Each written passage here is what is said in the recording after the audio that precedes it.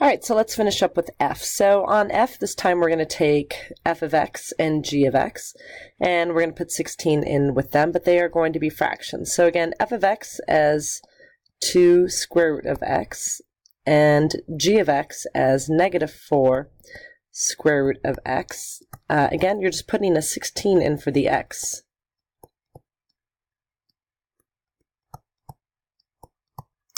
So in this problem, again, you can just think of this as anything divided by itself would cancel out. This would end up being 4 over 4, which would cancel out. So this is just the only piece you really need to deal with. And when you're done and you simplify 2/4 or 2 over negative 4, you're going to get negative 1/2 as the answer. All right, let's move on to the next problem. All right, so here's our first problem with an inverse. So, I'm sorry, not inverse, but composite function. So again, this just means that we're going to take one function and put it into the other. So that the way that this is written is g will be going into f. So all of this will be going in right there. So you'll still have the 5 in the division bar, but x will go out and x plus 7 will go in its place. So before we try to do any simplifying, we do want to look at the domain. And since we wrote x in a denominator, you're going to have to remember that the denominators can't be 0. So x plus 7 cannot be 0. We're going to subtract 7, and so that means x can't be negative 7. So I'm going to stop with the number lines and just show you how you would write your final answer now for domain. So it would go from negative infinity to negative 7, but we don't want to include it, so we use parentheses, and then from negative 7 to infinity. Now, as far as simplifying it, in a fraction, you can simplify factors. So, for instance, I've shown this to you before. 3/6 simplifies into 1/2 because we find a common factor between 3 and 6, and then you can simplify or divide out the common factor. And that doesn't happen in here. X is a term and 7 is a term. So where I would start with is I would try to factor this, and all factoring starts with the greatest common factor, and you can't factor this in any way. So since you can't factor it, it will stay protected in these parentheses, and either all of x plus 7 goes or none of it goes. So as far as simplifying it, you can't. That will be your final answer. So this and your domain. Okay, let's move to the next problem. We're going to move to 13. So we're going to move a little faster now. I'm going to be subtracting these. So here goes f of x, and I'm going to subtract g of x. As I'm writing this, I notice that I do not have x in a denominator or in an even radical, and that won't change if the subtraction sign is addition like in B or multiplication like in C. So my domain and range for A, B, and C will be negative infinity to infinity. I can pick whatever I want for these t-charts if I had to graph these. But now I'm going to go through and do just the different math.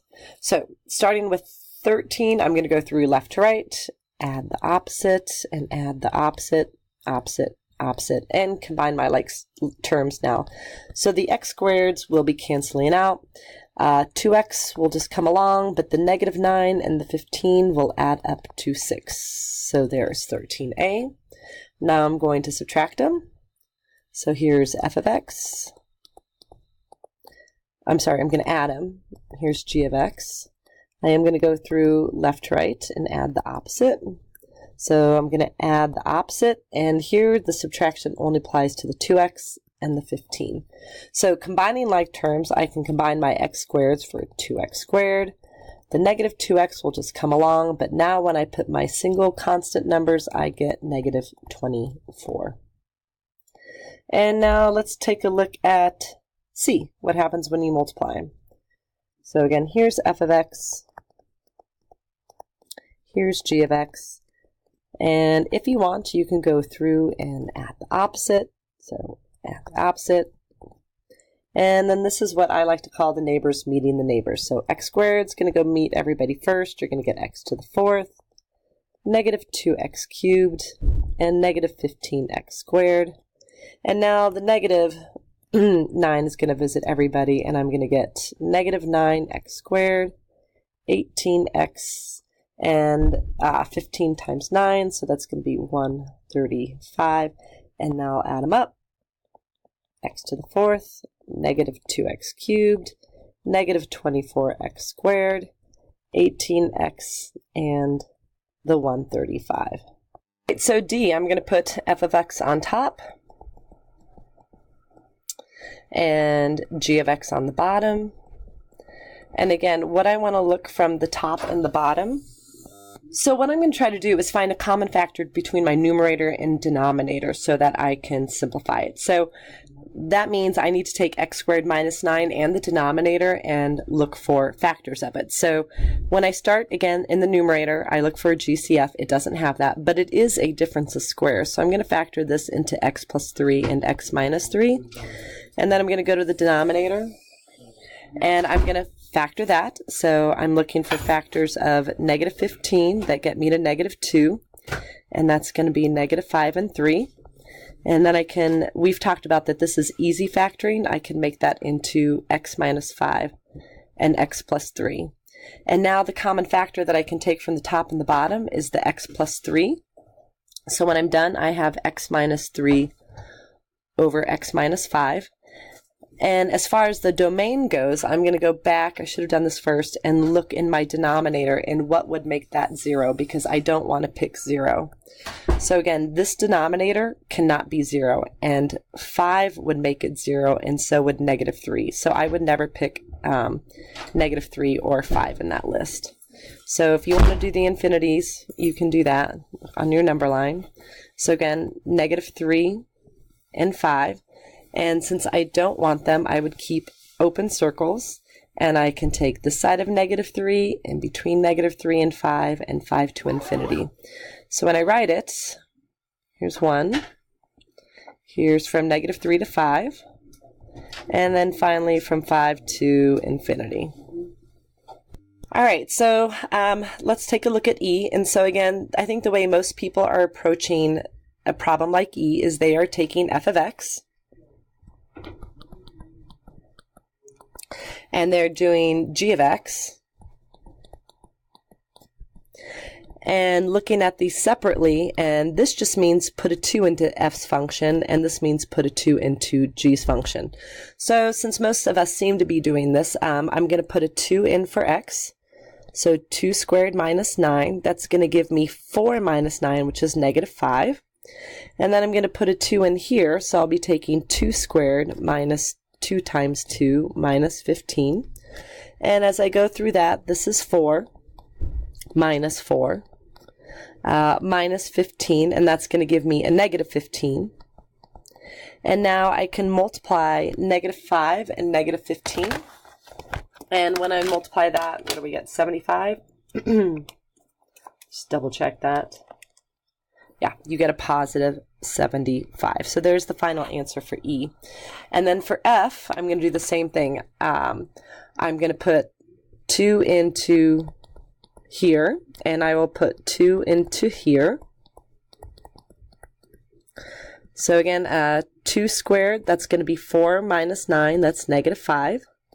And then I'm going to put 2 in here, so 4 minus 15, and that's going to give me negative 15. Oh, and you know what, that was correct, sorry. And now when I simplify them, I get 1/3. The other idea is, if you want to shorten it up, is you can actually go back, because this one's complete and right above, and actually just put the 2 in here, and when you have 2 minus 3, so hold on, 2 minus 3, that'll give you a negative 1. Well, that doesn't work very well. Hold on. And then 2 minus 5, there, that would give you a negative 3. And then those negatives could just cancel out, and you could get 1/3 that way. All right, let's take a look at 14. So here's another composition function. This says that G is going into F. So all of this is going to go right in there. So I'll have a really big cube root, and in for x will go the x to the 9th plus 2, and then I'll have the minus 2. As far as the domain goes, I don't have x inside an even radical. This is an odd radical, so this is okay. Your domain can be whatever you want, negative infinity to infinity. But now I'm going to simplify this, and I'm going to start with inside the cube root, and this plus 2 and minus 2 can cancel out. so that you just have the cubed root of x to the 9th. And this is from the first part of chapter 5, first semester. You will end up with x to the 3rd. Moving on, f of x minus g of x on problem 15. So here's f of x minus g of x. Again, I've discussed with my class that it's always a good idea to put these in parentheses.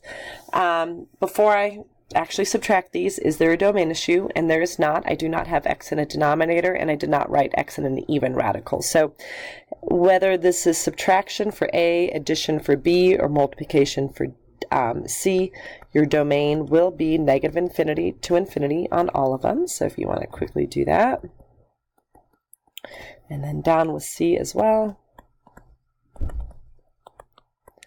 But let's go into the subtracting now. So again, adding, subtracting, they just want you to combine like terms. And these are both x squared. So you can just make this 16 x squared. And then when you go to B and you add them, you'll just have 32 x squared. And when you go to C and you multiply them, and I'm going to put this one in parentheses this time. Again, this is from the last chapter. You can just make your houses. So you can put 24 and 8 in one house, and x squared in another house, and then just multiply 24 and 8, which is 192. Put your x's together for x to the 4th, and then your C is done. All right, D, 24 x squared over 8x squared. Again, you can make your houses if you wanted to.